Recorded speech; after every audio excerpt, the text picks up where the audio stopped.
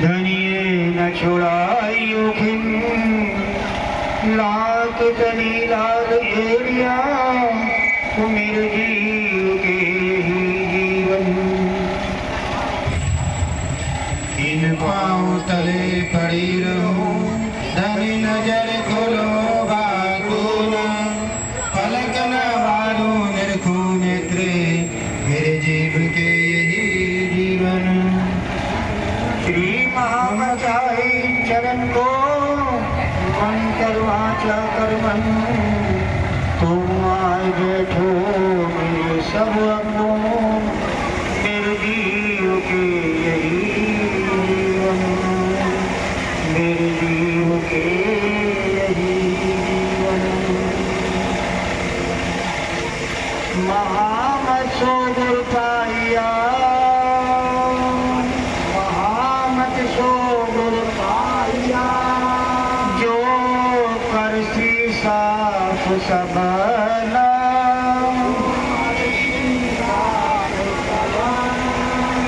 देसी सुख में चला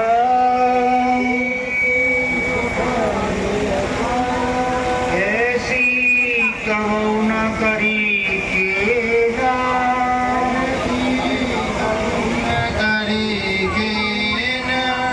वे हो दुनिया बावरी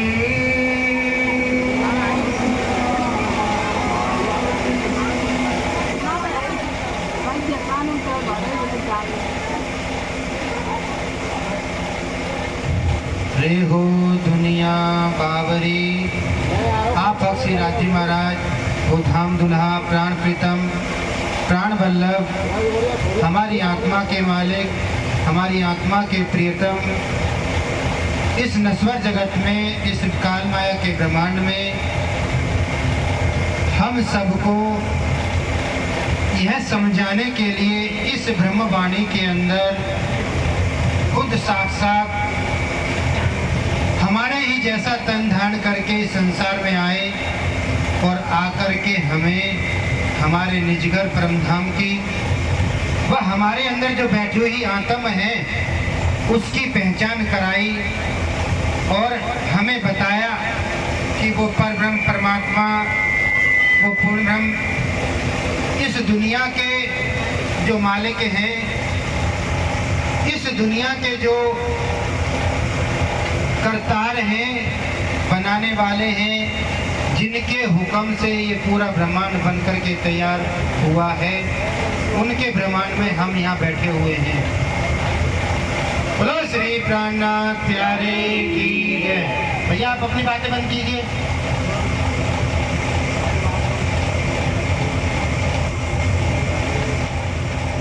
कोई बात नहीं करेंगे आपस में।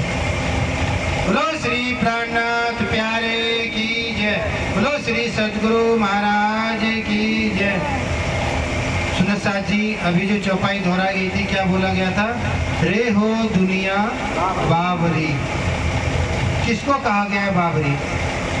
इस संसार के अंदर जिसके दिल में ये चाहना लग जाए जो इच्छा लग जाए कि मैं इस संसार के अंदर आया हूँ तो कहाँ से आया हूँ और इस संसार के अंदर मुझे भेजने वाला जो प्रियतम है जो मालिक है जो भगवान है जो परमात्मा है जो ईश्वर है वो कौन है? कहते हम सब हैं कि भगवान तो एक है एक ही बात है। चाहे परमात्मा कह लो चाहे ईश्वर कह लो चाहे भगवान कह लो चाहे देवता कह लो बात तो एक ही है। मेरे प्यारे सुंदर साह जी एक बात नहीं है बहुत ही फर्क है। जिस प्रकार सूर्य और चंद्रमा दोनों भिन्न भिन्न हैं अलग अलग हैं दोनों रोशनी देते हैं परंतु दोनों की रोशनी में जमीन आसमान का फर्क है। एक अग्नि बरसाता है तो दूसरा शीतलता प्रदान करता है। कहने को तो दोनों नक्षत्र हैं ग्रह हैं।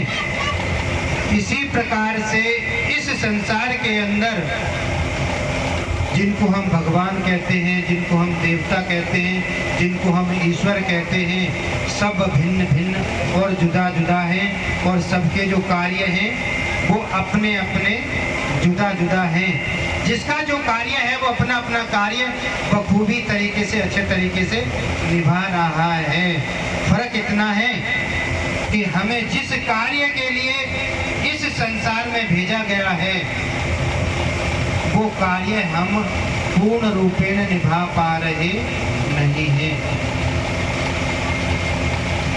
दुनिया के ग्रंथों में, शास्त्रों में साफ लिखा हुआ है, कलयुग केवल नाम धारा, सुमर सुमर नर उतरे ही पारा। आखिर वो नाम कौन सा है और उस नाम वाला वो कौन है, उसकी लीला क्या है, उसका स्वरूप क्या है, वो देखने में कैसा दिखता है और हम उसको कैसे प्राप्त कर सकते हैं। ये वाणी हमें यही बता रही है कि जो भी संसार के अंदर उसको खोजने के लिए निकले, रे हो दुनिया बाबरी होवत जन्म गंवार।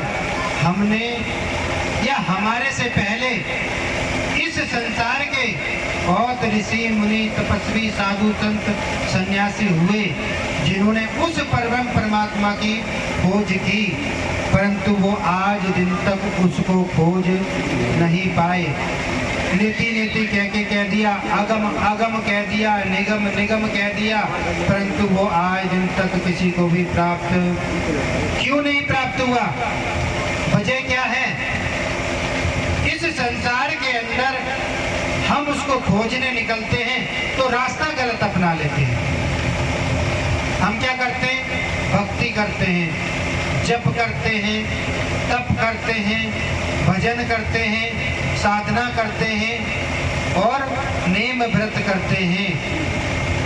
प्राणधार सुंदर साथ जी इस संसार के अंदर ये जो मैंने अभी आपको तरीके बताए हैं ये इस संसार के हैं और इस संसार में सिर्फ और सिर्फ इस शरीर को और इस मन को शुद्ध करते हैं। तो सुंदर साथ जी ये जो वाणी है हमें हमारे वास्तविक स्वरूप की पहचान कराती है। बोलो श्री प्राणनाथ प्यारे की जय। पाठक जी मंच पे आ जाइए।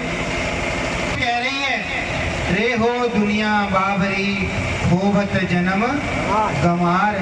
इस संसार के अंदर हमने जप में, तप में, नेम में, व्रत में, साधना में, इन्हीं सब कार्यों में अपना जीवन जो है वो बर्बाद कर रखा है। हम क्या करते हैं? सुंदर साथ जी भागवत के अंदर लिखा हुआ है कि एकादशी के जो 21,000 व्रत कर लेगा उसको जो है पुण्य लाभ प्राप्त होगा। हमारा जीवन कितना है? 100 साल, 200 साल। और महीने में एकादशी कितनी आती है? 2 साल में कितनी हो गई? 24। 24 को 100 से गुणा कर दो, कितनी हो गई? 2400। 4800 दुगनी कर देंगे और 4800 को दोना कर दो, कितना? 5000 समथिंग। दुगनी कर लोगे तो कितनी हो गई? 10,000। 200 साल अगर उम्र होती है तो, और 200 साल उम्र किसी की, और वहां क्या कह रहे हैं? 21,000। तो जो कार्य हम करने जा रहे हैं वो पूर्ण नहीं कर सकते तो उसका लाभ हमें कैसे प्राप्त होगा? विचार करने वाली बात है ना।